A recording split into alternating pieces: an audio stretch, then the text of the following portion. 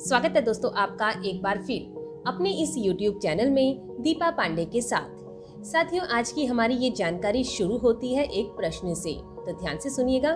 मान लीजिए कोई व्यक्ति आपको कॉल करता है और कॉल करके आपको जान से मारने की धमकी देता है और आप उस कॉल को रिकॉर्ड कर लेते हैं। या फिर एक और एग्जाम्पल लेते हैं। मान लीजिए कोई व्यक्ति आपको व्हाट्सएप या फेसबुक के द्वारा चैट करके अश्लील मैसेज भेजता है या फिर आपको ब्लैकमेल करता है।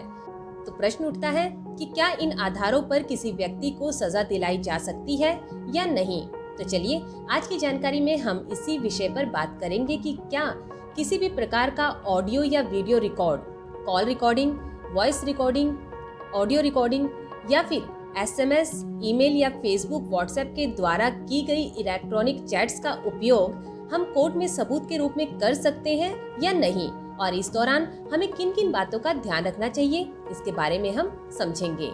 तो चलिए सबसे पहले बात करते हैं कि एविडेंस यानी सबूत होते क्या हैं। जैसा कि आप अपनी स्क्रीन पर इसे पढ़ भी सकते हैं। इंडियन एविडेंस एक्ट 1872 की धारा 3 सेक्शन 3 के अनुसार जो एविडेंस होते हैं वो दो प्रकार के होते हैं। पहला ओरल एविडेंस जो स्टेटमेंट के रूप में दिया जाता है, और दूसरा होता है डॉक्यूमेंट्री एविडेंस जिसमें डॉक्यूमेंट के साथ साथ इलेक्ट्रॉनिक रिकॉर्ड्स को भी शामिल किया गया है। इसकी डेफिनेशन इंफॉर्मेशन टेक्नोलॉजी एक्ट 2000 में दी गई है। तो चलिए अब सिंपल शब्दों में समझते हैं कि इलेक्ट्रॉनिक रिकॉर्ड्स होते क्या हैं और इनमें किन किन चीजों को शामिल किया जा सकता है, जिसे आप नेक्स्ट स्लाइड में अपनी स्क्रीन पर भी पढ़ सकते हैं। इंफॉर्मेशन टेक्नोलॉजी एक्ट 2000 के section 2 clause 1 sub clause D के अनुसार इलेक्ट्रॉनिक रिकॉर्ड्स में किसी भी प्रकार का जो हमें रिसीव हुआ है या हमने भेजा है ई फॉर्म में या माइक्रोफिल्म में कोई भी डाटा या रिकॉर्ड जिसमें SMS या ईमेल आदि भी शामिल हो सकता है। इसके अलावा इमेजेस जो कंप्यूटर या मोबाइल किसी भी रूप में हो सकती है, और साउंड को भी, जैसे कॉल रिकॉर्डिंग या वीडियो कॉल रिकॉर्डिंग्स को भी इसमें शामिल किया गया है। तो साथियों अब आप समझ ही गए होंगे कि जो इलेक्ट्रॉनिक रिकॉर्ड्स होते हैं, इंडियन एविडेंस एक्ट 1872 की धारा 3 के अनुसार इलेक्ट्रॉनिक रिकॉर्ड्स को भी सबूत के रूप में कोर्ट में पेश किया जा सकता है, और इंफॉर्मेशन टेक्नोलॉजी एक्ट के तहत इसमें ई फॉर्म में जो स्टोर्ड डाटा, इमेज या साउंड होती है उन्हें भी शामिल किया गया है। यानी आप यहाँ किसी भी इलेक्ट्रॉनिक रिकॉर्ड्स को कोर्ट में सबूतों के रूप में पेश कर सकते हैं, लेकिन यहाँ पर ध्यान दीजिएगा कि उस रिकॉर्ड को एविडेंस के रूप में एडमिट करना या ना करना ये कोर्ट के ऊपर होता है। कोर्ट चाहे तो आपके उस इलेक्ट्रॉनिक रिकॉर्ड्स के रूप में जो आपने डॉक्यूमेंट प्रोड्यूस किया है उसे कोर्ट रिजेक्ट भी कर सकती है। अगर आप इससे बचना चाहते हैं तो आपको कुछ बातों का ध्यान देना चाहिए। साथ ही सबसे पहली बात जिसका आपको ध्यान देना है कि जो भी इलेक्ट्रॉनिक रिकॉर्ड आप कोर्ट में पेश करेंगे वो उस केस से रिलेटेड हो, उस पर आधारित हो।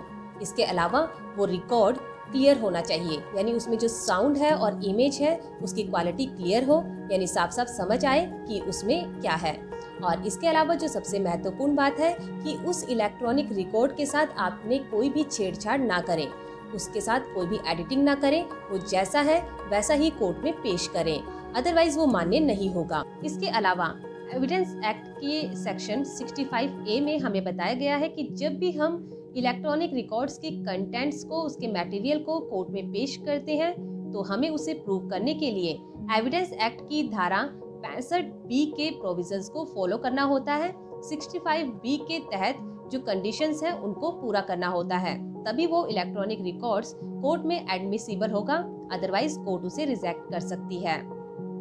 और इसी सेक्शन 65B का क्लॉज 4 बताता है कि अगर हमें ई रिकॉर्ड्स के रूप में कोर्ट में कोई भी स्टेटमेंट देनी है सबूत के रूप में, तो हमें उस ई रिकॉर्ड को, चाहे वो कॉल रिकॉर्डिंग के रूप में हो, इमेजेस के रूप में हो, वीडियो रिकॉर्डिंग या टेक्स्ट के रूप में हो, उसे कंसर्न अथॉरिटी, एप्रोप्रिएट अथॉरिटी से सर्टिफाइड करवाना होता है, उसकी सत्यता की जांच करवानी होती है। एग्जाम्पल के लिए मान लीजिए हमारे फोन में कोई वीडियो रिकॉर्डिंग है जिसकी जरूरत कोर्ट के दौरान है, तो हमें वो फोन है उसको लैब में भेजा जाएगा, जहां उसको टेस्ट किया जाएगा, उसको चेक किया जाएगा, और उसके बाद लैब हमें एक सर्टिफिकेट बनाकर देगी जिसमें उस वीडियो और फोन के रिलेटेड सारी जरूरी डिटेल्स लिखी होगी जिसकी जरूरत कोर्ट में पड़ेगी। यानी इलेक्ट्रॉनिक रिकॉर्ड्स को एविडेंस के रूप में कोर्ट में सबूत के रूप में पेश करने के लिए हमें ये सर्टिफिकेट भी उसके साथ देना होता है।